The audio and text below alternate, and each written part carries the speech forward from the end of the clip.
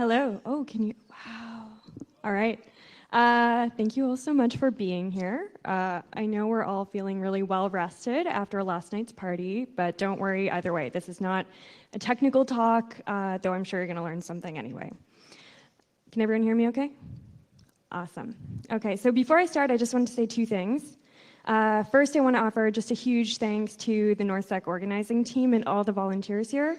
They really make it look easy, but there's a tremendous amount of work that goes into pulling off something like this, so thank you.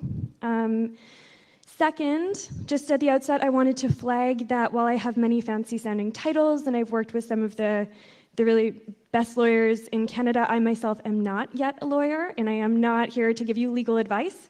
So while I'm excited to hear your thoughts and questions after the talk, if something I say makes you think that you might have a specific legal problem or a specific legal question, come see me afterwards and I'll refer you to a member of the bar. Cool? Okay.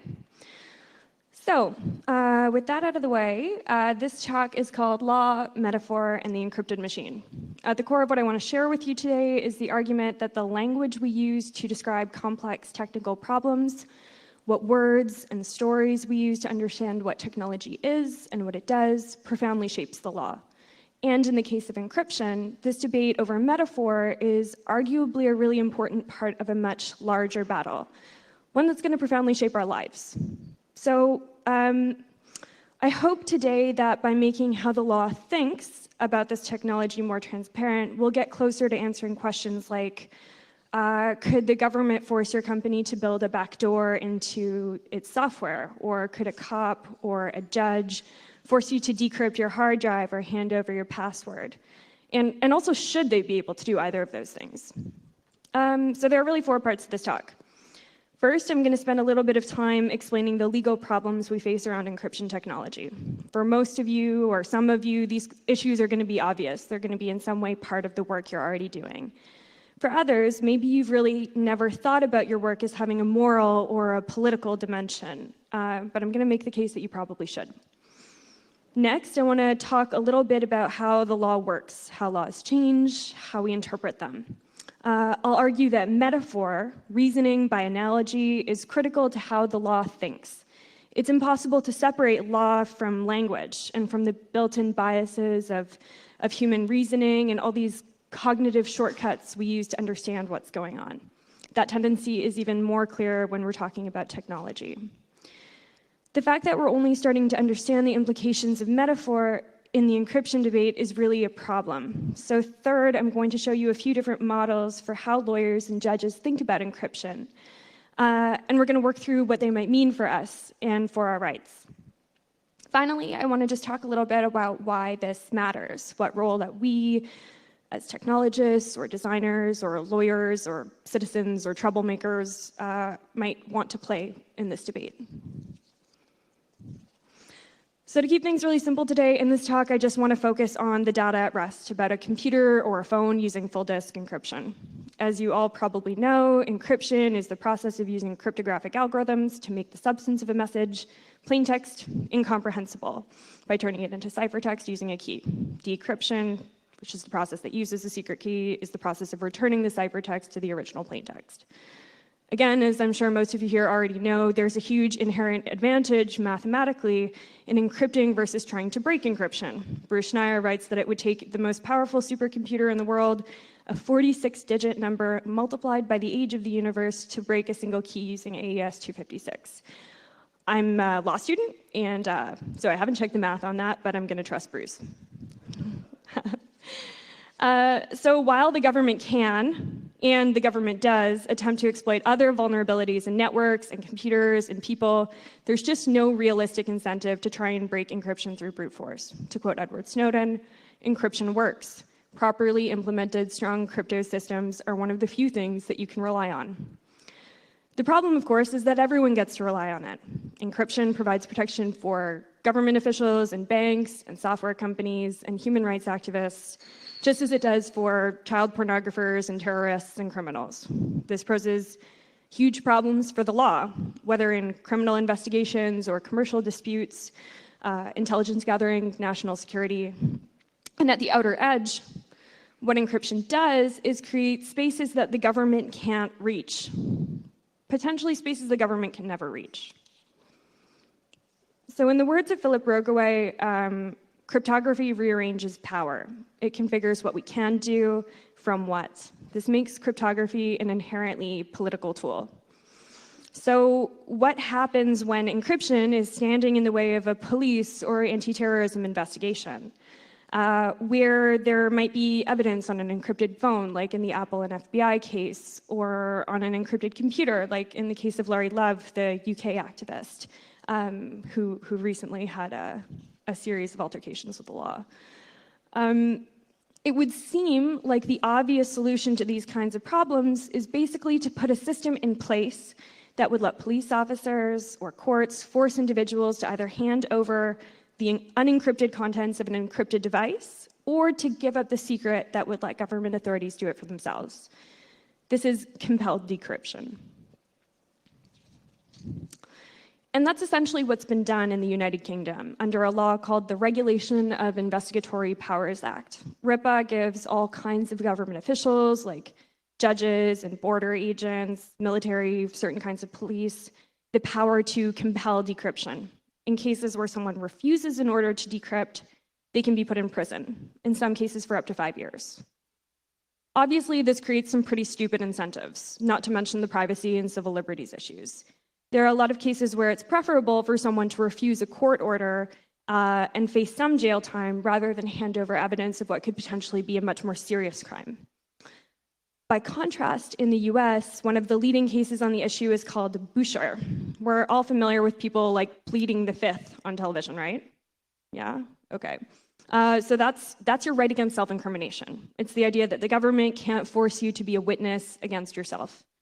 In that case, in Boucher, the court ended up basically using the Fifth Amendment and accepting the argument that by forcing someone to hand over their key or to decrypt a machine, you're forcing them to self-incriminate. The court decides that on the basis of, the process of surrendering your key is like testimony. So we'll come back to that idea. And because of that, citizens are protected in most cases from being forced to decrypt their devices under the Fifth Amendment. In Canada, our Supreme Court hasn't actually addressed this issue yet, but it's unlikely that a cop or a court in Canada would have the power to make you decrypt a personal device here either. This is because we have similar protections against self-incrimination in Canada through Section 11 of the Charter of Rights and Freedoms.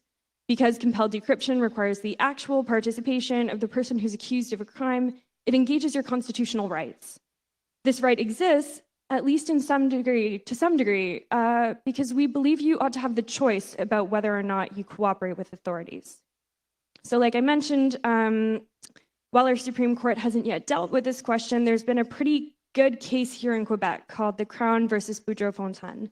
In that case, our Court of Appeal decided that a police officer who ordered a man to enter his laptop password as part of an investigation not only violated his right to silence, but also his right to be presumed innocent, his right not to be conscripted against himself, and his protections against self-incrimination. So the short story is that, from a constitutional perspective at least, forcing someone to hand over their encryption keys poses some serious problems. And even where that option is available, like in the UK, it's not really a viable endgame solution. So these protections, both the technical ones and the constitutional ones, are a source of endless frustration for law enforcement and intelligence. James Comey, who's the director of the FBI and one of the most vocal opponents of strong encryption, recently said at a Senate committee, he was there to speak about terrorism. He said, there's no doubt that the use of encryption is part of terrorist tradecraft now, because they understand the problems we have getting court orders. Of course, terrorists use all kinds of things that the US government doesn't seem to have a huge problem with, like guns and cars. Guns killed over 13,000 people in the US last year. Even more people died in motor vehicle accidents, but James Comey isn't worried about cars and guns. It seems to me conspicuous to single out just one technology that in most cases, is keeping us all a lot safer. When we're willing for more freedom, more convenience, or efficiency to accept so much more risk in other dimensions of our lives. But this is all part of a larger narrative that the FBI and others call going dark. That is, they say, as more and more data becomes encrypted, law enforcement and intelligence are losing access to the material they need to do their jobs at a critical cost to national security. Comey and other backers of this narrative have argued that courts should have the ability to compel decryption. And failing that, they've argued for the creation of backdoors in encryption technology. They want to encourage, or in some cases force, people like you to design your products in ways that would give government access to encrypted data without its owner's consent. That was a big part of the issue at stake in the Apple and FBI case. But there are at least two very convincing counterarguments against the proposal for encryption backdoors. The first is that many of the world's leading computer scientists have said over and over again that building backdoors fundamentally breaks the technology. They say that it's a problem of putting keys under doormats, that there's no way that we know of to design a system that only the good guys can access, and that can only be used lawfully and not by our adversaries. Backdoors can be exploited potentially by anyone, and therefore weaken security for everyone. Of course, even if the government could force companies domestically to build systems they can access, the bad guys would just use gray market software that hasn't been backdoored. There's a second argument too, one that strikes against the demand for encryption backdoors and against the idea that the government should be able to force you to decrypt your own devices. Rockaway, the cryptographer I mentioned earlier, calls the going dark narrative a brilliant discourse of fear. Fear of crime, fear of losing our parents' protection, fear of the dark. Because this story, as spooky as it may be, isn't really an honest one. Thanks to Snowden, we know that nearly every part of our lives in some way can be monitored or captured by government surveillance without any meaningful civilian oversight, without any transparency about how our information is collected, without any idea about how long it's kept, who it's shared with, what it can be used for. In reality, even with the widespread use of encryption, nothing is truly going dark. As Peter Swire has shown, even where law enforcement loses access to specific information in specific contexts, those losses are more than offset in massive gains in the form of new material that was never before available to law enforcement. We're actually living in what he calls a golden age of surveillance. And look, I'm speaking to you, even if you're one of the people, and I know you're in the audience, thinking, I've got a top secret security clearance, and I've seen things so threatening and so horrible that we need this kind of surveillance power. We need the ability to see inside the encrypted machine. Because even if you're okay with giving government that power, and I'm not, but maybe you are, I think people really underestimate how easily that power can be abused. Tools that we might be okay with using to hunt down terrorists or child predators quickly end up being used to go after copyright violations or issue parking tickets. This is what we call mission creep or function creep. It's hard to take away these toys once government has them, and it's hard to say no to perfect enforcement if you have the technical capacity to do it. Here's one of my favorite examples of that, where an MC catcher was used to hunt down for a guy who stole some chicken wings. but like more than that, governments change. What's legal today might be illegal tomorrow. Every one of us has been a criminal, at least in some small way, at some point in our lives. And people working in security should be particularly worried, because judges and politicians are really bad at understanding what you do, which means that your work is especially easy to criminalize. As Biela Coleman mentioned yesterday in her keynote, people using perfectly legal technology like Tor, which, technology beyond its other practical uses is literally keeping human rights activists alive, are routinely branded as suspects and as criminals by government. Here in Canada, a 19-year-old straight-A student just pled guilty to a criminal charge because he embarrassed the government when he showed that the Canadian Revenue Agency was vulnerable to heartbleed.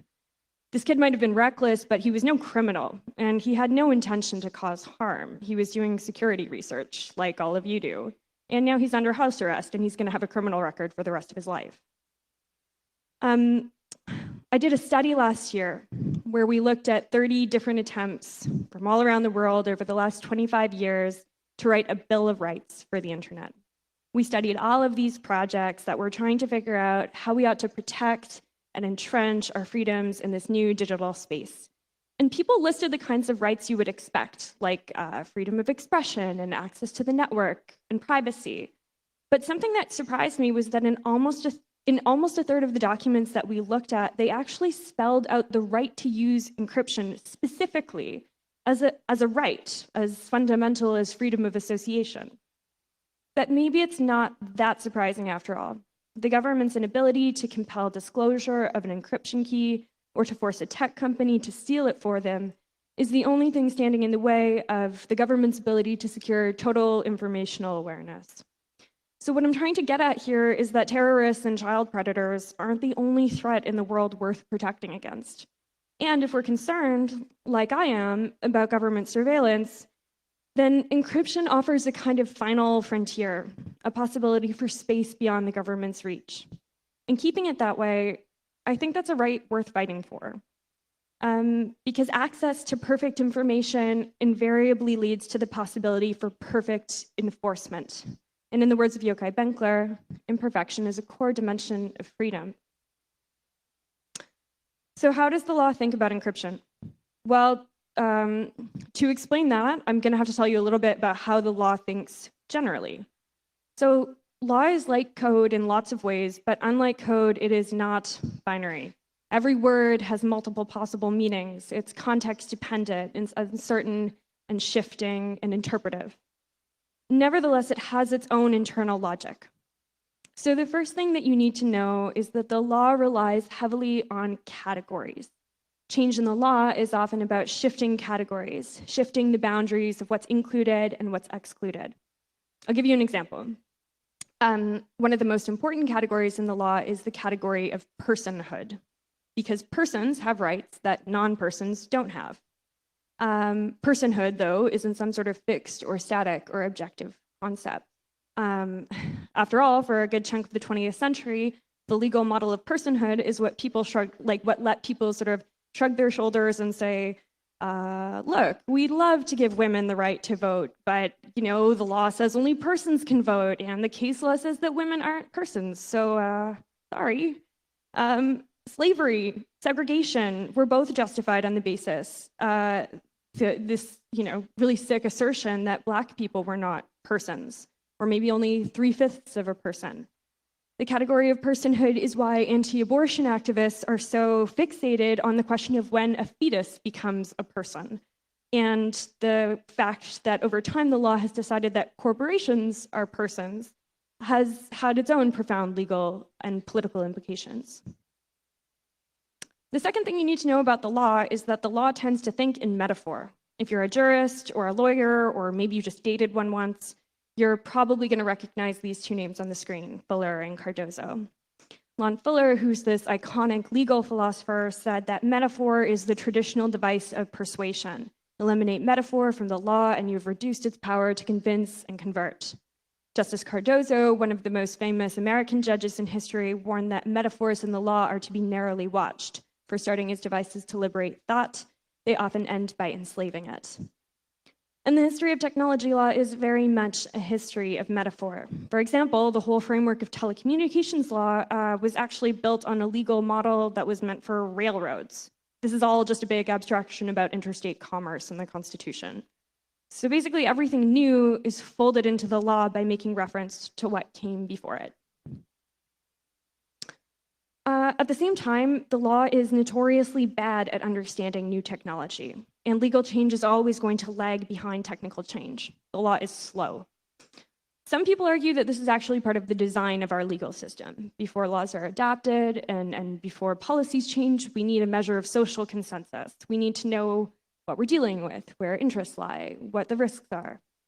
We also know that the rate of technological change in a variety of sectors tends to track Moore's law very closely, at least for now.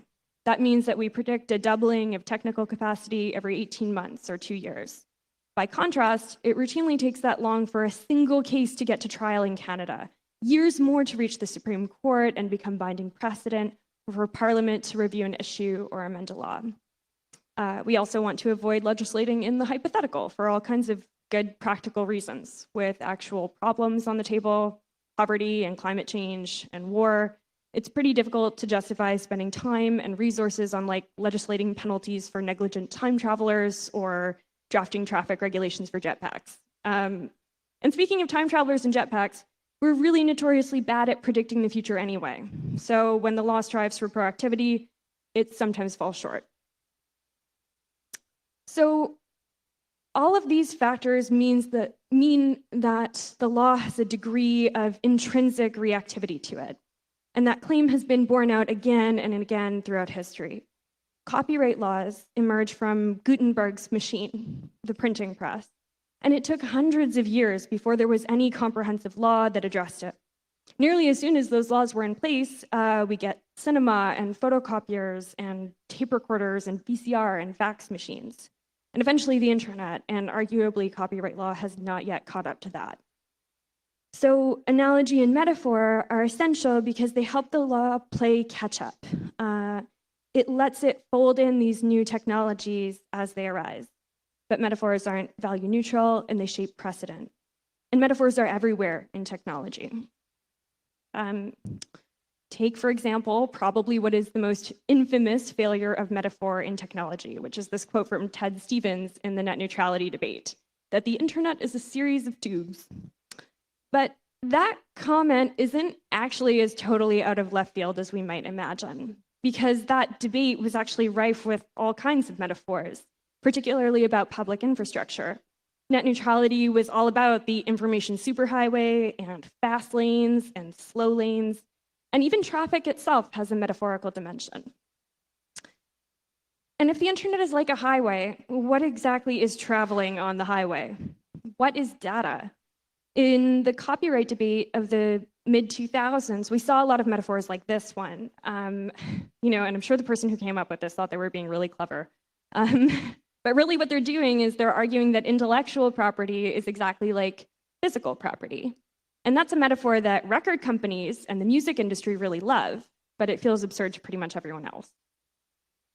We hear all kinds of other metaphors about data, particularly big data, whatever that means. Data as a natural resource is one that's been very popular in some circles. So you see language like data as an asset or data as a reserve, data as the new oil, raw data, data mining. Zagilowski, thinking in the context of privacy and surveillance, proposed a different metaphor that I really like, which is data as nuclear waste. He invites us to consider it, quote, not as a pristine resource, but as a waste product, a bunch of radioactive, toxic sludge that we don't know how to handle. Again, as Biela explained in her keynote, there's an element of metaphor and category around how we treat digital activism too. Maybe you were here and you saw the CNN commentators arguing, like, is a DDoS attack like a sit-in or is it like a terrorist attack? And of course, there's the cloud, this ephemeral, distant, borderless thing that moves data away from physicality, from tubes and highways into like the ether, right? And so the closer we look at the language we use to describe our digital lives, the more we realize that almost every word we use has its own metaphorical baggage. I particularly like nautical ones, like surfing and torrents and leaks and pirates. But like highways and tubes, we have all kinds of structural imagery. Portals, paywalls, firewalls, chat rooms, even the idea of cyberspace has a dimension of physicality, of jurisdiction. Some metaphors, like cloud, also have a natural dimension. There are ones like web and bug and mouse and virus and shells and worm that fit into that category too. There's actually a woman named Sue Thomas who wrote a whole book on this. As someone mentioned to me the other day, a new one is cyber pathogen. And so look, some of these are potentially coincidence or background noise. And not all of them are going to have profound legal implications, but some of them do. And where the technology is complex and novel, and where the metaphor obfuscates or misleads, we can end up with really serious consequences for the law. So there are these three authors, Sani, Suri, and Lee, who coined the term metaphor vacuum, which is so meta because it itself is a metaphor. They give broadcasting as an example of a metaphor vacuum. Broadcasting had originally been conceived as a point-to-point technology. So originally they were sort of using it like a messy wireless telegraph. But as people started to use it for broadcasting and mass communication, the law really struggled, particularly in copyright, to understand what it was. As a side note, the original meaning of broadcasting is itself a metaphor. It means the act or process of scattering seeds across a field. So anyway, from my perspective, what we have is a kind of metaphor vacuum in encryption technology. It seems that much of the way courts and politicians respond to the encryption problem actually sort of hinges on what they understand encryption to be. So that is that the legal outcomes that we arrive at tend to depend on the model we use to imagine the encrypted machine in a narrative sense. So I want to briefly canvass some of those metaphors because they have implications for whether or not a court can compel decryption, as well as for the broader going dark debate. So the one thing that you need to understand first is that the heart of a lot of these legal arguments is the idea that acts of encryption or decryption, because they normally use a passphrase that you store in your mind, are testimonial, at least in the US and Canada. That is, to hand over your key is sort of like being forced to testify against yourself, to be a witness against yourself. And where there's testimony, it seems that the courts have accepted that you can be protected from compelled decryption on the basis that your rights against self-incrimination are engaged under the Fifth Amendment in the US or Section 11 in Canada. The US case Boucher I mentioned earlier is interesting for that reason. So in that case, it's not about the contents of an encrypted drive being protected, but the very act of turning over a document or providing a password to an encrypted hard drive that implicitly communicates incriminating facts, including the fact that you can open the machine at all. So for that reason, it's protected. The danger with this model is that you can end up with incoherent results when you focus too much on what form the key takes, rather than what the actual rights are at stake. For example, there have been at least 2 cases I can think of in the US where individuals have been forced to unlock an iPhone with a fingerprint because it didn't have a passphrase. And so the logic is that fingerprints are biometric data and therefore non-testimonial, and therefore you can be forced to decrypt a device. It's not totally clear whether this is the law in Canada, but it's bad law anywhere. Where your fingerprint is used instead of a passphrase, nothing has changed about the potential content stored on the device. Nothing has changed about your expectation of privacy. Nothing has changed about the mathematical process taking place. Yet your rights have been profoundly affected. So if decryption is speech, at least sometimes, what is the encrypted machine? The analogy that law enforcement and national security agencies really like to make is the idea of the computer as a locked box or a locked room. James Comey, our favorite FBI director, is always going on about locked closets, but he also argues that Apple he argued that Apple was selling cars with trunks that can never be opened, or apartments that can never be entered. What you gain by this analogy is that it basically treats digital and physical evidence identically. It minimizes the testimonial aspects of disclosing a private key as much as possible. You see, like, there's no speech involved in opening your car trunk, right? It rejects the idea that there's some sort of qualitative difference in the kind or scope of information stored on digital devices compared to what otherwise might be physically discovered. So once we make that metaphor more transparent, it's clear that the going dark language about back doors and front doors is actually all part of the same framework. The idea of a combination safe might be a little bit better. It's been used in a couple of different court cases because the combination is stored in your mind. So there's some testimonial dimension to it. But even by trying to introduce that aspect, you're still kind of treating the device like a container, right? Which falls short of the technical reality. Encrypting a hard drive doesn't create a barrier between the data and the outside world, but it means instead that the information exists only as ciphertext. It's scrambled. There's no intelligible data hidden inside of an encrypted machine. The data is transformed, it's not enclosed. So in this light, all of these metaphors, box and safe and car trunk and closet, simply don't reflect the operation of the technology. And unlike a locked room or a combination safe, encryption can't be cracked or broken into or dynamited. It is practically unbreakable. In an amicus brief from the ACLU and the EFF a few years ago, they proposed a model that sort of gets around this. They argued that asking an individual to decrypt their machine was not like opening a box full of data, but instead in order to explain or transform or translate it. They argued that a court can't make you transform information that's incomprehensible into information that's going to put you in jail, because that would go completely against the heart of what the Fifth Amendment is supposed to be about. To illustrate that principle, they used the metaphor of translation for decryption and an undecipherable book for the encrypted machine. The idea of translating an undecipherable book is a lot closer to the actual mathematical process involved in decryption. It also more clearly illustrates the testimonial aspect of disclosing a private key. But at the same time, in that metaphor, the idea of testimony, speech, translation is doing a lot of work.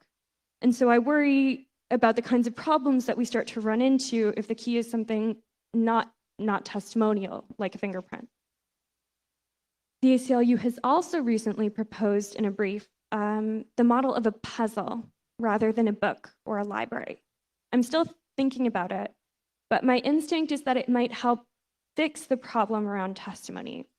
The puzzle metaphor might also help developers in Apple v. FBI-like cases who don't have their own self-incrimination right to invoke because they're not the ones under criminal investigation, but where a court is still trying to make them break their own software to get at someone else. In terms of the law, the legal question in those types of situations is often going to be more like, what are the limits of what a court can make you do by order, by injunction? So the idea of forcing someone to solve a puzzle reminds us that the real moral issue here is compulsion, the idea of being forced to undertake something that incriminates yourself or someone else, and not literal speech. Finally, I want to sort of refocus on the content itself, because in closing, I want to make sure that we don't lose sight of the values that we began this conversation with in the first place. So what kind of data is it that we keep on our devices? What kind of data do we encrypt? Is that our assets? Is it our nuclear waste? Our Supreme Court has actually said a bit about this when they were talking about the heightened expectation of privacy we have over our personal computers in a case called the Crown versus Vu. They said that we can't imagine our devices as simple containers like cabinets or cupboards. They really reject James Comey's closet and his locked boxes. But they don't reject it because it's technically inaccurate. They reject it because of what it can reveal about us, what our devices reveal about us. And these machines are, as Vannevar Bush argued as early as the 1940s, an enlarged, intimate supplement to human memory. They are deeply personal, and imagining compelled decryption as a kind of intrusion into the human mind or our most intimate physical places makes a certain kind of sense, especially as we start to blur the distinction between what is our machine and what is ourself. The courts have spent a lot of energy trying to figure out what the device is, what the process of encryption is. But I think in choosing metaphors, that we need to be careful not to lose sight of what's actually at stake. The space, that space beyond the reach of government power, space for experimentation, for secrets, for radical intimacy. So Jeffrey Keok and others, mostly legal scholars, have argued that we need to be hesitant to analogize or employ metaphors at all, that they lead to bad law, bad politics. These critics argue that courts should be engaged in fact-specific inquiries informed by technological experts about the precise nature of the technology at hand in precise cases. And he's right. But I'm skeptical to the extent which the law can actually escape this kind of thinking, to the extent that we can move past the cognitive shortcuts we use to understand the world around us. In particular, he's right that metaphors can obfuscate, they can distort, but they can also potentially illuminate, make the political implications of our choices more transparent. They can reshape the boundaries of power.